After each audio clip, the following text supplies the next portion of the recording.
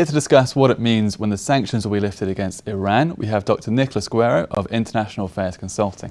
So, Nicolas, firstly, when the sanctions are lifted, what will it mean for the international market for Iran? Well, you have to divide the question in three parts. The agreement is definitely a game deal, a game changer. It's going to bring back to the market one of its biggest players, which is Iran. For the oil part, it's really relevant. I mean, Iran represents the fourth largest oil reserve in the world. So what they have already stated is that they're aiming at recovering their share of market. That obviously means increasing their production. They are talking about doubling their production nowadays, which obviously represents a plunge in the price of oil. For the gas part, it's even more interesting because Iran represents 18% of the world reserves. It's producing gas, but it's not the largest producer. So it's definitely going to be interesting to see how the gas production of Iran is going to develop. The most interesting part here is to notice that one of the main producers of gas is Russia. So I'm really wondering what Russia got out of the deal to allow this part of the deal to go through. For Iran, the main challenge is definitely to be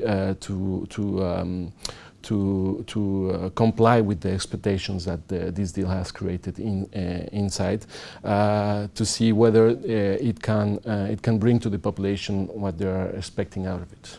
Okay. What about this so-called implementation day? It is coming supposedly early next year, it looks like.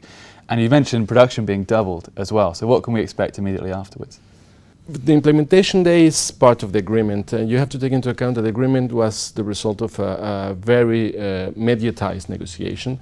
Some of the people talk about a very difficult negotiation. I don't think so. It was just a matter of being highly mediatized. So that complicated a little bit the negotiation itself.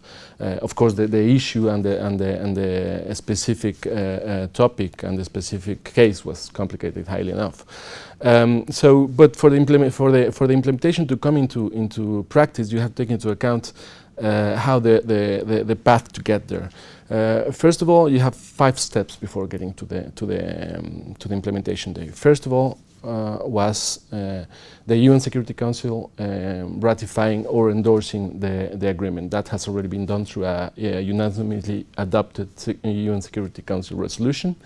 Then you had 2 ratifications or endorsements, one by the US Congress that passed in a very practical, in a very interesting way domestically. It was a big success for Obama. It represented a big success for the Obama administration. The third was the ratification or endorsement by the Iran parliament. That has already been done. Now we come to the part to prepare the preparation for the implementation day, which means that Iran, for one part, has to take all the practical measures for it to comply to what has been agreed. On the other side, you have the EU and the US that have to, right now they are drafting and preparing to enact all the legislative and administrative, all the legal instruments that will allow for the sanctions to be lifted. So immediately after the implementation day, what we can expect is a lot of enactment from the US and the EU that will eventually lead to the sanctions being lifted. But that's not going to be right away. Okay. And lastly, Nicolas, what about the growth that can come out of this? I mean, the IIF have predicted that Iran can go from 1.4% GDP growth a year to 6%. That's significant. So what will happen there? Well, that's definitely the big challenge for Iran. As I said before, the big challenge is to fulfill the expectations of the local people. You have to take into account that Iran is entirely or practically entirely based. Its economy is practically entirely based in oil.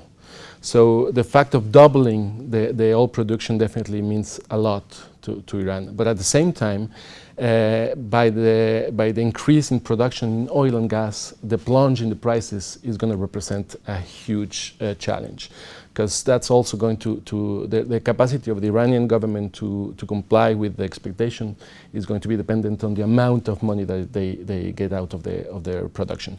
At the same time, you have to take into account that Iran is probably going to recover the frozen funds that they have abroad. I have heard figures of around $100 billion. So most probably what Iran is going to do is going to, what is expected for them to do is to invest that money in infrastructure. Iran needs a lot of new infrastructure.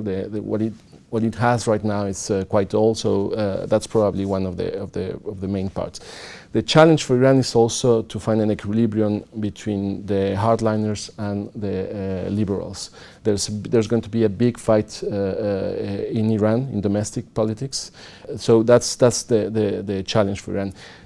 From the geopolitical perspective, I think that the most relevant thing is definitely the coming back of Iran as a full member to the OPEP, and what it means to OPEP. Of course, the counterbalance that Iran is going to have vis-a-vis Saudi Arabia represents a huge challenge for Saudi Arabia. So yeah, that's going to be a part of the scenario that we'll have to take a look at next year. Yeah, we'll wait and see. Nicolas, thank you very much. Thank you. And thank you for watching. Be sure to click back to Dukascopy TV for more updates and exclusive interviews. We'll see you next time.